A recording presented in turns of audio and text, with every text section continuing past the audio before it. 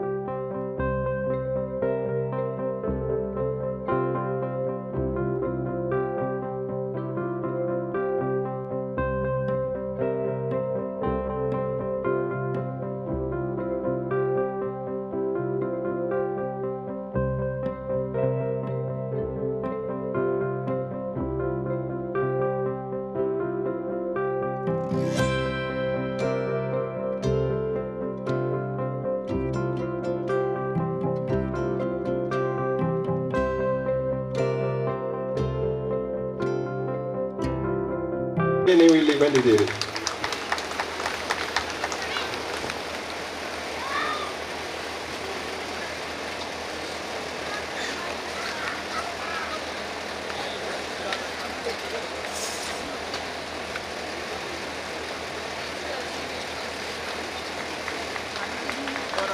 ಜೋರಾದ ಚಪ್ಪಾಳೆಯೊಂದಿಗೆ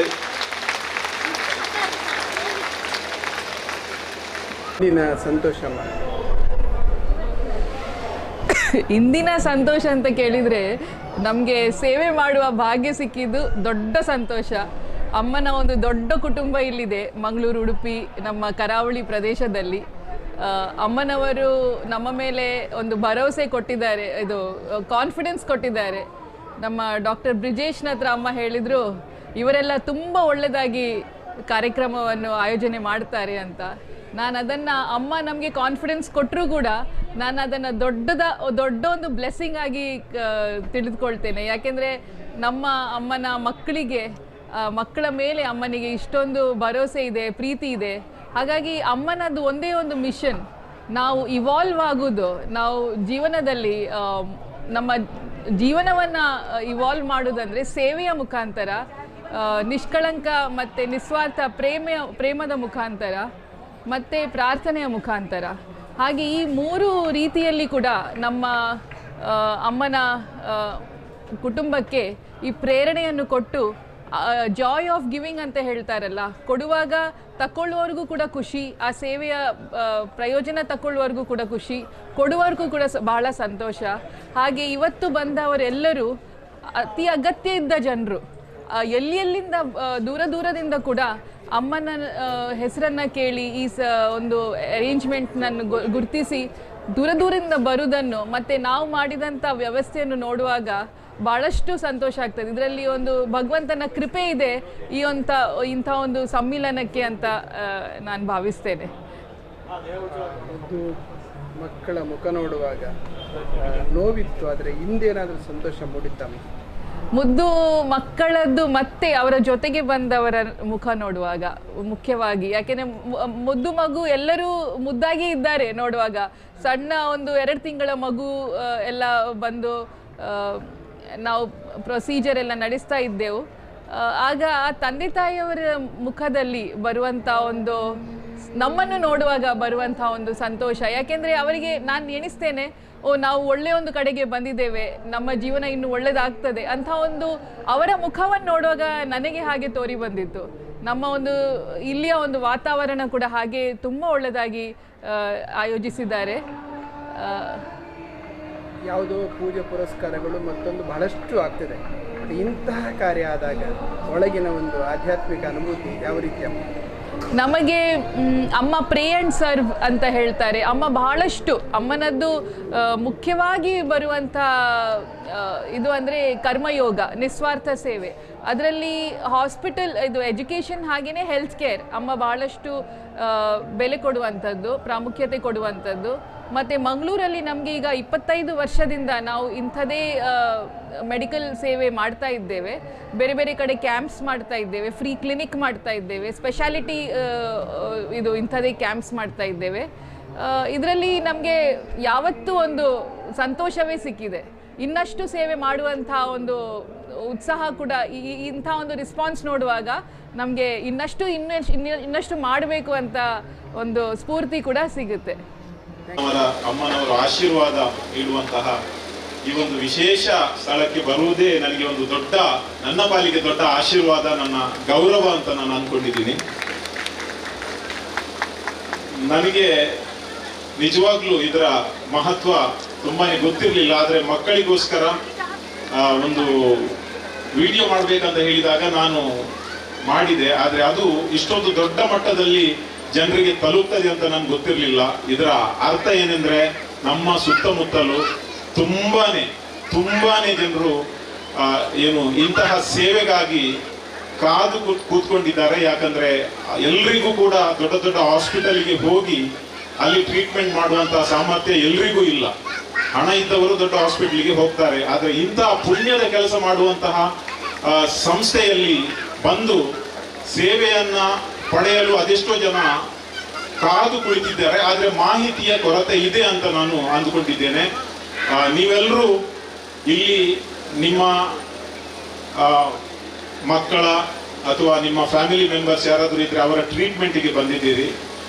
ಒಂದು ಮಾತನ್ನ ನೆನಪಿಡಿ, ಒಬ್ಬ 30, 35, 40 ವರ್ಷ ಬರುವಾಗ ಇತ್ತೀಚಿನ ಕಾಲದಲ್ಲಿ ಹೃದಯ ರೋಗದ ಕಾಯಿಲೆ ಎಲ್ರಿಗೂ ಒಂದು ಮುನ್ಸೂಚನೆ ಕೊಡುತ್ತದೆ.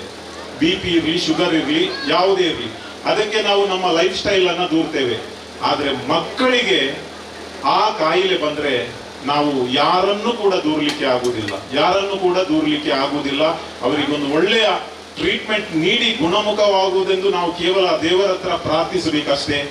ಅಮ್ಮನವರ ಆಶೀರ್ವಾದದಿಂದ ಇಲ್ಲಿ ಬಂದ ಎಲ್ಲಾ ಮಕ್ಕಳು ಗುಣಮುಖವಾಗಿ ಈ ಜೀವನದಲ್ಲಿ, ಈ ಒಂದು ಸಮಾಜದಲ್ಲಿ ಅವರು ಉತ್ತುಂಗದ ಸಾಧನೆ ಮಾಡ್ತಾರೆ ಎಂಬ ವಿಶ್ವಾಸದಿಂದ ನಾನು ಅವರಿಗೆ ಈ ಭರವಸೆಯ, ನನ್ನ ಪ್ರಾರ್ಥನೆಯ ಭರವಸೆಯನ್ನು ನೀಡ್ತಾ ಇದ್ದೇನೆ. ಈ ಒಂದು ಅವಕಾಶಕ್ಕಾಗಿ ಧನ್ಯವಾದಗಳು. All the best. Jai Hind. ಕೃತಜ್ಞತೆಗಳನ್ನು ಅರ್ಪಿಸುತ್ತಿದ್ದೇವೆ ಶ್ರೀ ವಾಲ್ಟರ್ ನಂದಳಿಕೆ ಇವರಿಗೆ ತಮ್ಮ ಸೇವೆ ಇನ್ನಷ್ಟು ನಮ್ಮ ಈ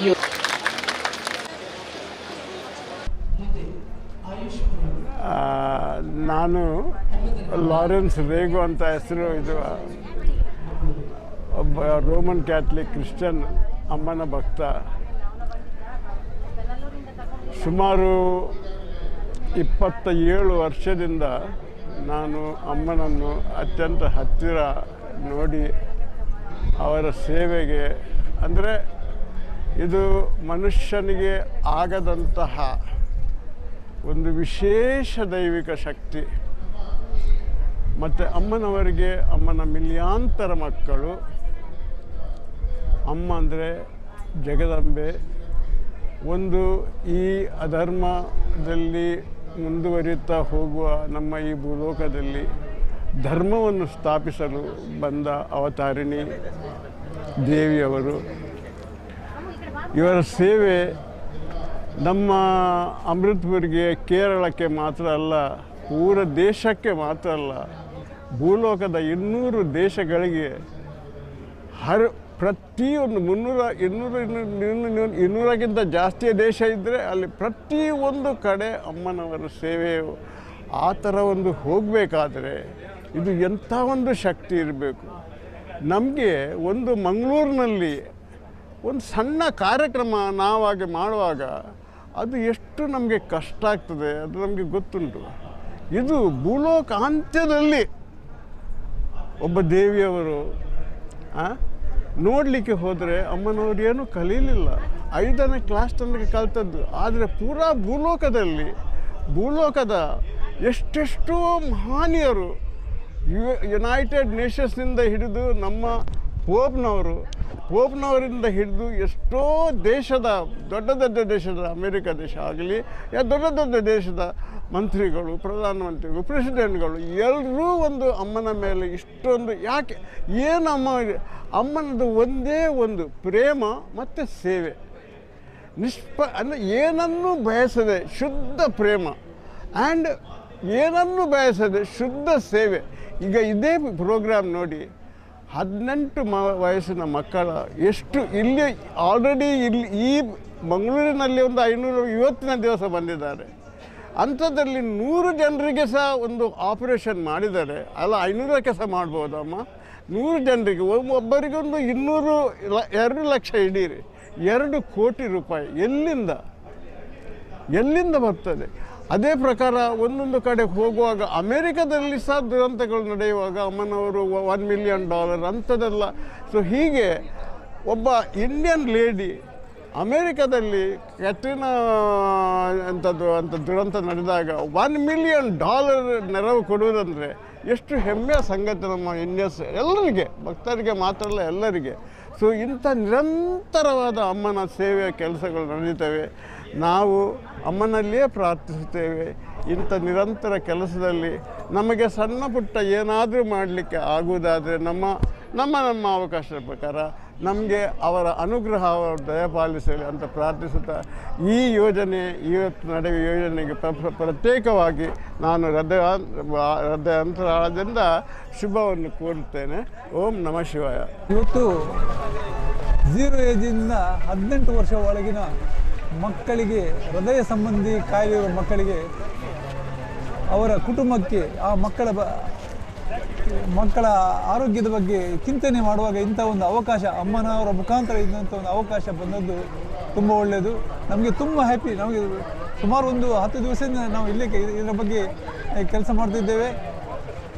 ಅಂದರೆ ಇದೊಂದು ಸುವರ್ಣ ಅವಕಾಶ ನಮಗೆ ಕೂಡ. ಇಂಥ ಒಂದು ಅವಕಾಶ ಮಕ್ಕಳೊಟ್ಟಿಗೆ ಬೆರೆದು ಆ ಮಕ್ಕಳಿಗೆ ಸಂತೋಷದಿಂದ ಅವ್ರಿಗೆ ಟ್ರೀಟ್ಮೆಂಟ್ ಮಾಡುವಾಗ ನಾವು ಸಹಕರಿಸುವುದು ನಮಗೆ ತುಂಬ ಸಂತೋಷ ಆಗಿದೆ. ಇಂಥ ಒಂದು ಕಾರ್ಯಕ್ರಮ ನಾನು ನೋಡಿದ ಪ್ರಕಾರ ಇಷ್ಟವರೆಗೆ ಇಡೀ ಕರ್ನಾಟಕದಲ್ಲಿ ಆಗಲಿಲ್ಲ. ಅಂಥ ಒಂದು ಕಾರ್ಯಕ್ರಮ ಇವತ್ತು ಇಲ್ಲಿ ಆಗ್ತಾಯಿದೆ. ಸಿಸ್ಟಮೆಟಿಕ್ ಮಾಡಿದ್ದೇವೆ. ಎಲ್ಲರೂ ಸೇರಿ, ಎಲ್ಲ ಸೇವಾ ಸಮಿತಿಯವರು, ಆಯುಷು ಎಲ್ಲ ಪಂಗಡದವರು ಸೇರಿಕೊಂಡು ಇಲ್ಲಿ ಸ್ವಾಮಿನಮ್ಮನ ನೇತೃತ್ವದಲ್ಲಿ ಈ ಒಂದು ಸಮಿತಿಯವರು ಸೇರಿಕೊಂಡು ಇವತ್ತು ಈ ಕಾರ್ಯಕ್ರಮವನ್ನು ನಡೆಸ್ತಾ ಇದ್ದೇವೆ. ತುಂಬ ಅಮ್ಮನ ಅನುಗ್ರಹ ಸಂಪೂರ್ಣ ಇದೆ. ಬಂದಂಥ ಸುಮಾರು 300ಕ್ಕೂ ಅಧಿಕ ಈಗಾಗಲೇ ಮಕ್ಕಳು ಬಂದಿದ್ದಾರೆ. ಅವರು ಎಲ್ಲರಿಗೂ ಕೂಡ ನಮ್ಮ ಅಮ್ಮನ ಅನುಗ್ರಹದಿಂದ ಎಲ್ಲರೂ ಬಂದಂಥ ಮಕ್ಕಳು, ಪೇಷಂಟ್ಗಳು ಎಲ್ಲರೂ ಗುಣಮುಖರಾಗಿ ಸಂತೋಷದಿಂದ ಮುಂದಕ್ಕೆ ಅವರ ಜೀವನ ಸಾಗಿಸಲಿಕ್ಕೆ ಅನುಕೂಲ ಆಗುತ್ತೆ ಅಂತ ನಮ್ಮ ಭಾವನೆ.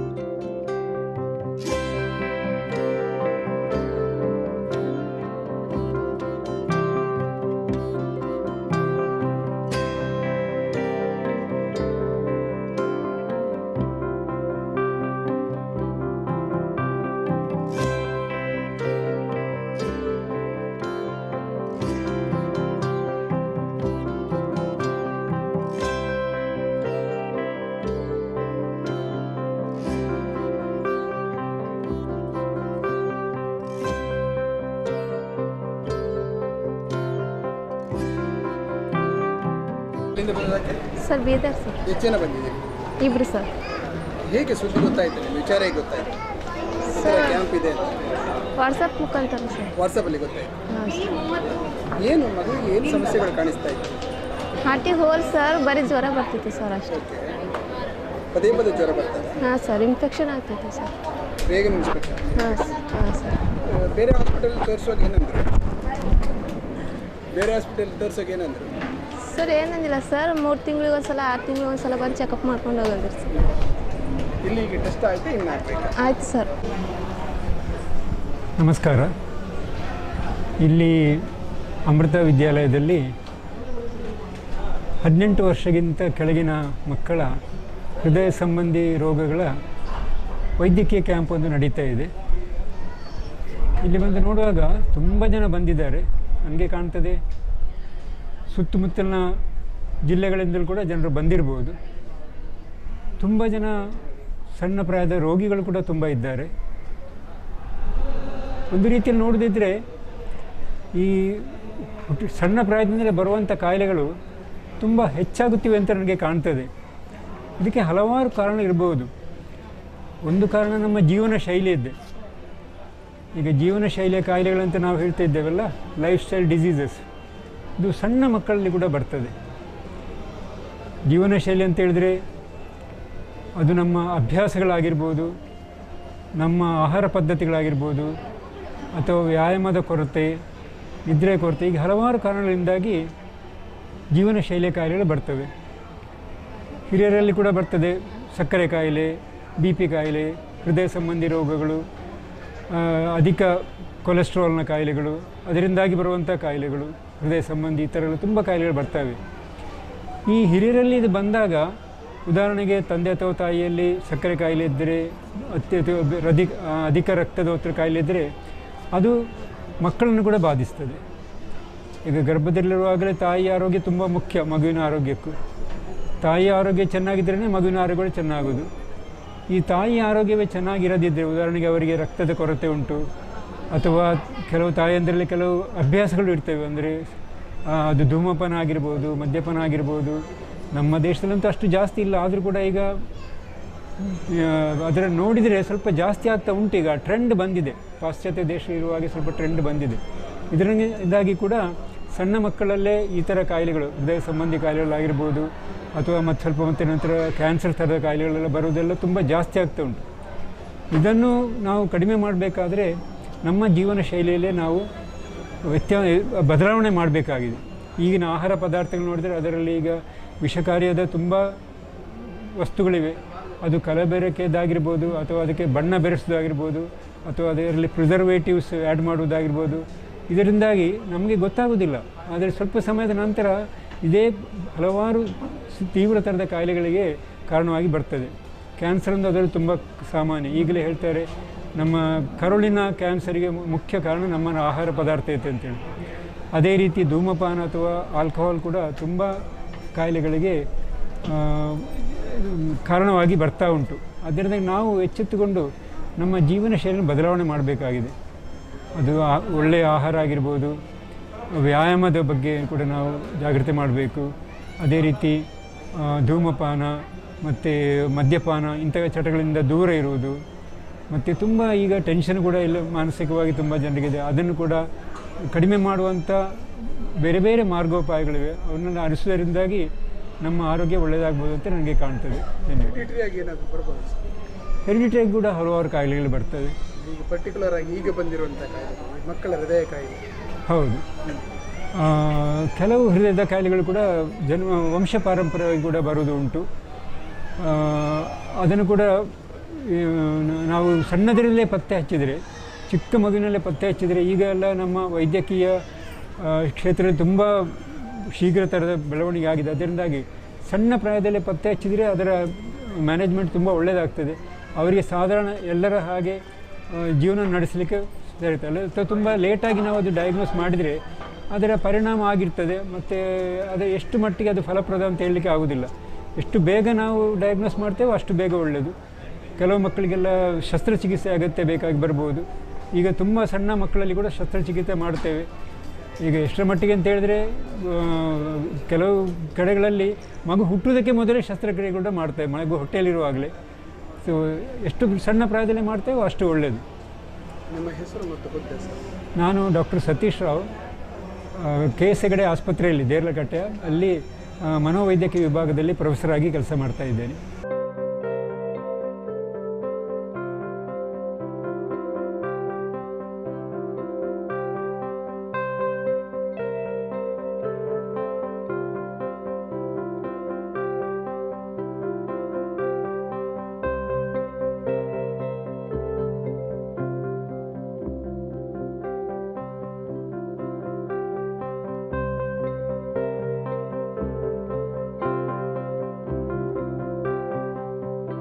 ಈ ಆ್ಯಂಬುಲೆನ್ಸ್ನ ವಿಶೇಷತೆ ಏನು ಸರ್? ನಮಸ್ಕಾರ. ಆ್ಯಕ್ಚುಲಿ ಈ ಆ್ಯಂಬುಲೆನ್ಸ್ ಅಂದರೆ this is a hospital on wheels. ಇದರಲ್ಲಿ ಲ್ಯಾಬ್ ಟೆಸ್ಟಸ್ ಇದೆ, ECG, ಎಕ್ಸ್ರೇ, ಅಲ್ಟ್ರಾಸೌಂಡ್ ಸ್ಕ್ಯಾನಿಂಗ್ ಇತ್ಯಾದಿ ಎಲ್ಲ ಸೆಟಪ್ಪು ಇದರಲ್ಲಿ ಇದೆ. ಅದರಿಂದ ಏನಾಗುತ್ತೆ ಅಂದರೆ ಮೋಸ್ಟ್ ಆಫ್ ದ ವಿಲೇಜ್ ಸೈಡ್ಸ್ನಲ್ಲಿ ಈ ಥರ ಫೆಸಿಲಿಟಿ ಯಾವುದೂ ಸಹ ಇರೋದಿಲ್ಲ. ಅಂಥ ಕಡೆ ನಾವು ಕಳೆದ 17 ವರ್ಷಗಳ ಕಾಲಗಳಿಂದ ಈ ಹಾಸ್ಪಿಟಲ್ ಆನ್ ವೀಲ್ಸನ್ನೇ ಈ ಟೆಲಿಮೆಡಿಸಿನ್ ಸಹ ಇದರಲ್ಲಿ ಇದೆ. ಇದು ತಗೊಂಡು ಹೋಗಿ ಅವರ ಗ್ರಾಮೀಣ ಪ್ರದೇಶಗಳಲ್ಲಿ ಸುಮಾರು ಒಂದು 850ಕ್ಕಿಂತ ಹೆಚ್ಚು ಕ್ಯಾಂಪ್ಗಳನ್ನು ಉಚಿತ ತಪಾಸಣಾ ಶಿಬಿರವನ್ನು ಮಾಡಿ ಮದ್ದುಗಳು ಸಹ ಫ್ರೀಯಾಗಿ ಡಿಸ್ಟ್ರಿಬ್ಯೂಟ್ ಮಾಡಿಕೊಂಡು ಬರ್ತಾ ಇದ್ದೀನಿ. ಇದು ಮೈಸೂರು ಆ್ಯಕ್ಚುಲಿ ಅಮ್ಮನವರ ಒಂದು ಸಣ್ಣ ಒಂದು 15 ಬೆಡ್ ಹಾಸ್ಪಿಟಲ್ನ ಒಂದು ಇದು ಆ್ಯಕ್ಚುಲಿ ಇದು ಕಳೆದ 17 ವರ್ಷಗಳಿಂದ ಮಾಡ್ಕೊಂಡು ಬಂದಿದ್ದೀನಿ. ಇಂಥ ವ್ಯವಸ್ಥೆ ಎಲ್ಲ ಕೇರಳದಲ್ಲಿ ತುಂಬ ಇದೆ. ಇದು ಆ್ಯಕ್ಚುಲಿ ಸರ್ ಈ ವ್ಯವಸ್ಥೆ ನಮ್ಮದು ಸೂಪರ್ ಸ್ಪೆಷಾಲಿಟಿ ಹಾಸ್ಪಿಟಲ್ ಏಮ್ಸ್ ಕೊಚ್ಚಿನ್ನಲ್ಲಿದೆ. ಅಲ್ಲಿ 2 ವೆಹಿಕಲ್ ಇದೆ. ಸೊ ಹಿಂದೆ ಆ್ಯಕ್ಚುಲಿ ಇದು ಆಗೋದಕ್ಕೆ ಮೊದಲು ಇದು ನಮ್ಮಲ್ಲಿ ಮೈಸೂರಿನಲ್ಲಿ ಇದು 5 ವರ್ಷಗಳಿಂದ ಕೋವಿಡ್ ಟೈಮ್ನಲ್ಲಿ ಬಂದಿದ್ದು ಈ ವೆಹಿಕಲು. ಕೋವಿಡ್ ಟೈಮ್ನಲ್ಲೂ ಸಹ ನಾವು ಗ್ರಾಮೀಣ ಪ್ರದೇಶಗಳಲ್ಲಿ ಸತತವಾಗಿ as per the protocol PPE kits, face mask, face shield ಎಲ್ಲ ಇಟ್ಕೊಂಡು ನಾವು ಕ್ಯಾಂಪ್ ಮಾಡ್ಕೊಂಡು ಬಂದಿದ್ದೀವಿ. ಕೇರಳದಲ್ಲಿ 2 ವೆಹಿಕಲ್ ಬೇರೆ ಇದೆ. ಒಂದು ದೊಡ್ಡ ವೆಹಿಕಲ್ ಇದೆ, ಇದೇ ಥರದೇ ಆಲ್ ದ ಫೆಸಿಲಿಟೀಸ್ ಇರೋದು. ಅದು ಇವಾಗ ಇತ್ತೀಚೆಗೆ ನಮ್ಮ ಕುಂಭಮೇಳೆ ನಡೀತಾ ಇದೆಯಲ್ಲ ಪ್ರಯಾಗ್ರಾಜಲ್ಲಿ, ಅಲ್ಲಿ ನಮ್ಮದೊಂದು 25 ಬೆಡ್ ಹಾಸ್ಪಿಟಲ್ನ ಒಂದು ವ್ಯವಸ್ಥೆಯಲ್ಲಿ ಮಾಡಿದ್ದಾರೆ ಗೌರ್ಮೆಂಟ್. ಅಲ್ಲಿ ನಮ್ಮ ಆ್ಯಕ್ಚುಲಿ ಆ ಕಡೆಗೆ ಹೋಗಿದ್ದೀವಿ. ಒಂದು 60 ನಮ್ಮ ಡಾಕ್ಟರ್ಸು ಮತ್ತು ಟೆಕ್ನಿಷಿಯನ್ಸು ಇವರೆಲ್ಲ ಸಹ ನಮ್ಮ ಕೊಚ್ಚಿನ್ ಹಾಸ್ಪಿಟಲ್ನಿಂದ ಪ್ರಯಾಗ್ರಾಜ್ಗೆ ಹೋಗಿ ನಮ್ಮ ಸೇವೆಯನ್ನು ಸಲ್ಲಿಸ್ತಾ ಬರ್ತಾ ಇದ್ದೀವಿ. ಚಿಕ್ಕ ಹಾಸ್ಪಿಟಲ್ ಕಟ್ಟಿದಷ್ಟೇ ವೆಚ್ಚ ಬೇಕಾ ಈ ಬಸ್ಸಿಗೆ? ಆ್ಯಕ್ಚುಲಿ ಚಿಕ್ಕ ಹಾಸ್ಪಿಟಲ್ ಅಂದರೆ ಅದಕ್ಕಿಂತನೂ ಇದು ನಾವು ಸಹ ಇದು ಮಾಡ್ತಾಯಿದ್ವಿ. ಇದರಲ್ಲಿ ಒಂದು ಹಾಸ್ಪಿಟಲ್ನಲ್ಲಿ ಬರುವಷ್ಟು ಜನಗಳಿಗಿಂತನೂ ಜಾಸ್ತಿ ಗ್ರಾಮೀಣ ಪ್ರದೇಶದಲ್ಲಿ ಹೋಗಿ ಈ ಒಂದು ಸೇವೆಯನ್ನು ಜನಗಳಿಗೆ ಮಾಡ್ಕೊಂಡು ಬರ್ತಾ ಇದ್ದೀವಿ. ಆ್ಯಕ್ಚುಲಿ ಈ ಬಸ್ ಆ್ಯಕ್ಚುಲಿ ಇದರಲ್ಲಿ ಇರುವ ಈ ಫೆಸಿಲಿಟೀಸು ಎಲ್ಲ ಸಹಿತ ಒಂದು ಕೋಟಿಯ ಮೇಲೆ ಪ್ಲಸ್ 1.5 ಕೋಟಿಯಷ್ಟು ಬರ್ತದೆ. ಇದರಿಂದ ಅಮ್ಮನ ಕೃಪೆಯಿಂದ ಯಾರೋ ಒಬ್ಬರು ಇದು ಮಾಡಿಸಿದ್ದು ನಮ್ಮ ಮಾಡ್ಕೊಂಡು ಬರ್ತಾ ಇದ್ದ ಒಂದು ಸೇವೆಯನ್ನು ನೋಡಿಕೊಂಡು ಅವರು ಮಾಡಿಸ್ಕೊಟ್ಟಿರೋದು. ದಕ್ಷಿಣ ಕನ್ನಡ ಜಿಲ್ಲೆಗೆ ಏನಾದರೂ ಇಂಥದ್ದು ಬರ್ಬೋದು? ಖಂಡಿತವಾಗಿ ನಾವು ಈಗಾಗಲೇ ಮೈಸೂರಿನ ಸುತ್ತಮುತ್ತ ಏರಿಯಾದಲ್ಲಿ ಮೈಸೂರು, ಮಂಡ್ಯ, ಕೊಡಗು ಮತ್ತು ಚಾಮರಾಜನಗರ ಮತ್ತು ಬೆಂಗಳೂರು ಸಹ ಒಂದು 5-6 ಕಡೆ ನಾವು ಇದು ಇಟ್ಕೊಂಡು ನಾವು ಇದು ಮಾಡಿದ್ವಿ. ಅದಲ್ಲದೆ ಯಾವಾಗ ನಾರ್ತ್ ಕರ್ನಾಟಕದಲ್ಲಿ ನೀರಿನ ಪ್ರವಾಹ ಎಲ್ಲ ಬಂದ ಟೈಮಿನಲ್ಲಿ ಸಹ ನಮ್ಮ ಅಮೃತ ಕೊಚ್ಚಿನಿಂದ ಕಳಿಸಿದ್ದ ಮೆಡಿಕಲ್ ಇದೇ ಥರ ಇರುವ ಫೆಸಿಲಿಟಿ ಅಲ್ಲಿ ನಾವು ಹೋಗಿ 17 ದಿನದ ಕಾಲ ಉಚಿತವಾಗಿ ಆ ಪ್ರಾಬ್ಲಮ್ ಇರುವ ಕಡೆಗೆ ನಾವು ಸೇವೆ ಮಾಡಿದ್ದೀವಿ. ನಿಮ್ಮ ಹೆಸರು ಮತ್ತು ನೀವಿರುವ? ನನ್ನ ಹೆಸರು ಪ್ರಸಾದಾಮೃತ ಚೈತನ್ಯ. ನನ್ನ ಅಮ್ಮನ ಮೈಸೂರಿನ ಮಠದ ಇನ್ಚಾರ್ಜು ಹಾಸ್ಪಿಟಲ್ನ ಇದು ಸಹ ನೋಡ್ತಾ ಇದ್ದೀನಿ. once or whatever, not accounts, expenditure, whatever, tally, single-handedly sitting there for 15 days after numbers.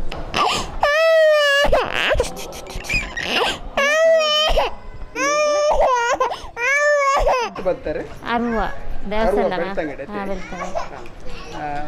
ಬಾಲಿಗೆ ದಾದಾತುಂದು aerial ಪಂಡೇರೆ doctors ಬೇಕು ಬಾಲಿಗೆ ಆಟದ ಪ್ರಾಬ್ಲಮ್ ಪಂತೇರು ಇಂಚ ಸರ್ಜರಿ ಆವಡು ಒಂದು ತಿಂಗಳು ತುಂಬ ಅವಳಿಗೆ ಸಮಸ್ಯೆ ಆಗ್ತದೆ ಬೇತೆ ಹೂ ಹಾಸ್ಪಿಟಲ್ ಏತ್ ಕಾಸ್ಟ್ ಆವು ಏತ್ ವೆಚ್ಚ ಆವುಂದಲ್ಲ ಪಂತೇರಿ ಜಿ ಬೆಂಗಳೂರು ಹೋದಿತ್ತ ಅವೆಲ್ಲ ಪಂಡೇರು ಸರ್ಜರಿ ಮಂತ ಬಾಲೆಂಚ ತೈರೆ ಇಚ್ಚಿ ಸ್ವಲ್ಪ ಅದು ಪಿರ ಬತ್ತ ಕಾಸು ಏತ್ ಬೋಡ ಒಂದಲ್ಲ ಕಾಸು ಏತ್ ಬೋಡ ಒಂದು ಯಜಮಾನ್ರು ಡಾಕ್ಟರ್ ಬಂದಿರ್ತಾರೆ ಮೂಲಿಟ್ಟು ದಾದ ಭರವಸೆ ನಮ್ಮ ಮೂಲವೇ ಬರ್ಪಿ ತಿಂಗಳು ತುಂಬ ಸರ್ಜರಿ ಮನ್ಪೋಡು ಇಜ್ಜಿನ ಪ್ರಾಬ್ಲಮ್ ಉಂಡು ಬಂದೆ ಆಯ್ನಂತ ಬೇಗ ಮನ್ಪೋಡು ಡಾಕ್ಟರ್ಗೆ ಭರವಸೆ ಕೊಡ್ತಾರೆ ಕೊರಿಯರು.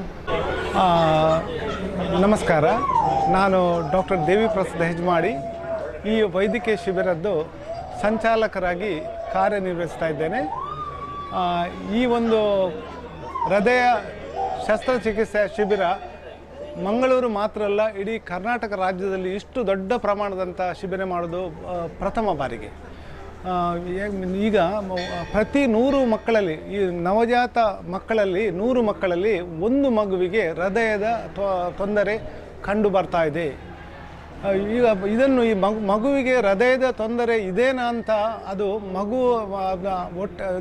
ಗರ್ಭಿಣಿ ತಾಯಿಯ ಹೊಟ್ಟೆಯಲ್ಲಿರುವಾಗಲೇ ಅದು ಸ್ಕ್ಯಾನಿಂಗ್ನಲ್ಲಿ ಹೆಚ್ಚಿನ ಪ್ರಮಾಣದಲ್ಲಿ ಕಂಡುಹಿಡಿಯುತ್ತಾರೆ.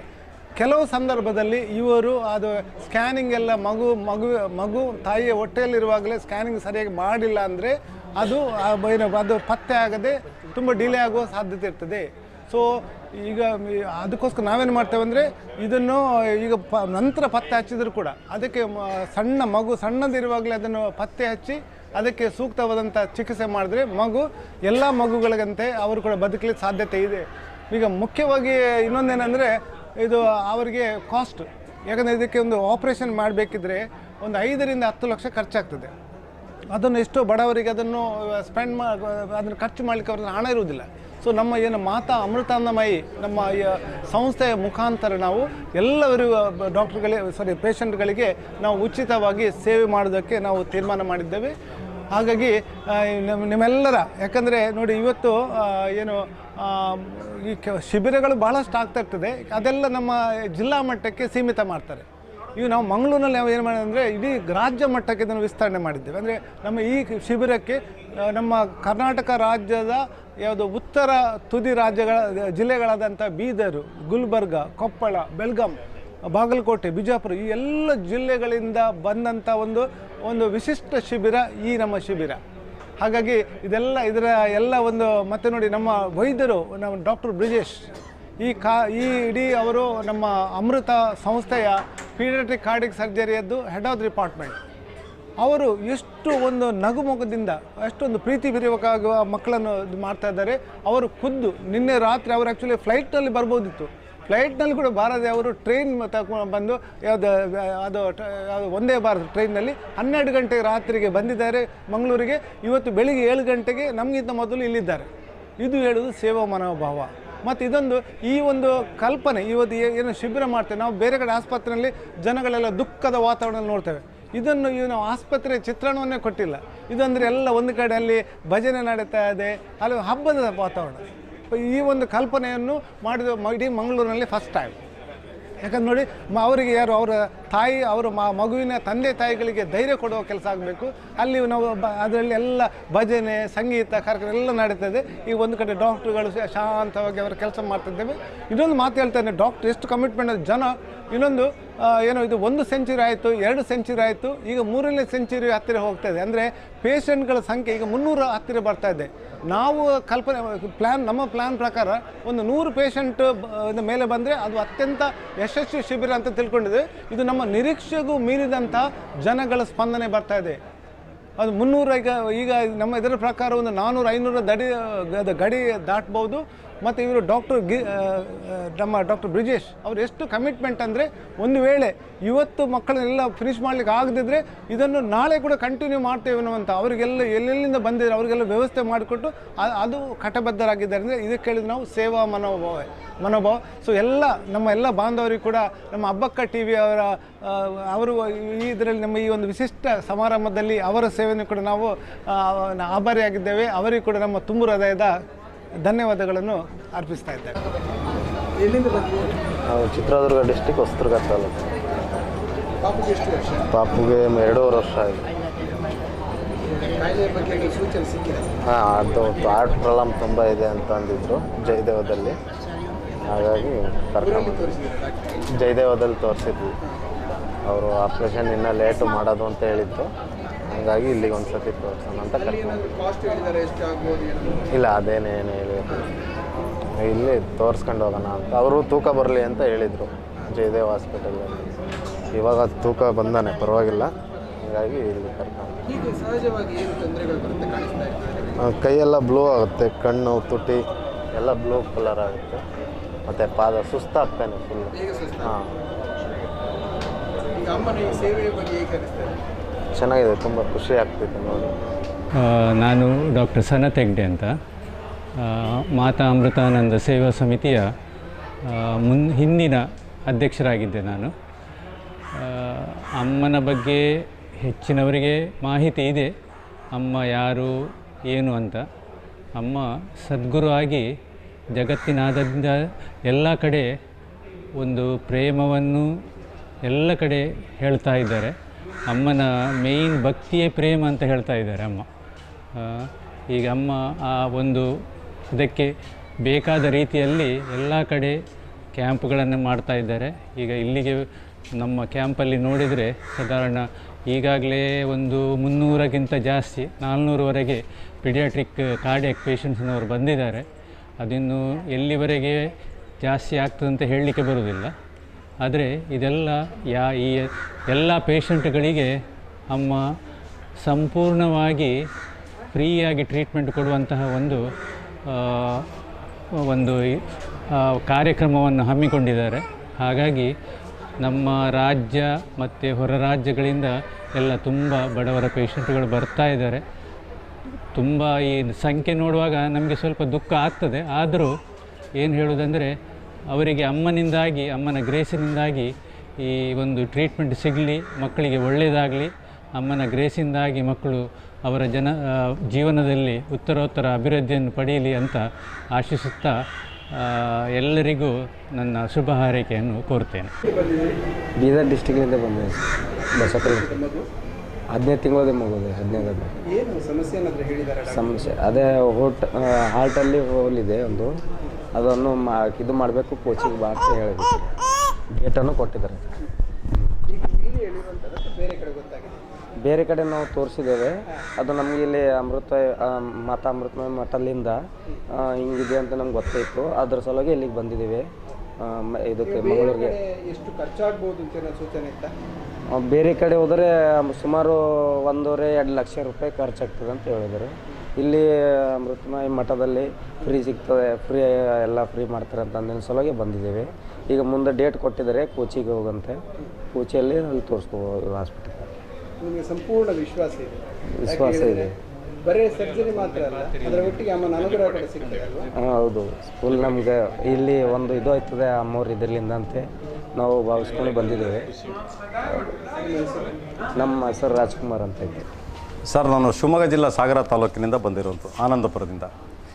ನಾನು ರಾಷ್ಟ್ರೀಯ ಮೀನುಗಾರರ ಸಂಘದ ರಾಜ್ಯ ಪ್ರಧಾನ ಕಾರ್ಯದರ್ಶಿ BD ರವಿಕುಮಾರ್ ಅಂತೇಳಿ, ಜೊತೆಯಲ್ಲಿ ಪತ್ರಕರ್ತರಾಗಿ ಕೆಲಸ ಮಾಡ್ತಾಯಿದ್ದೇನೆ.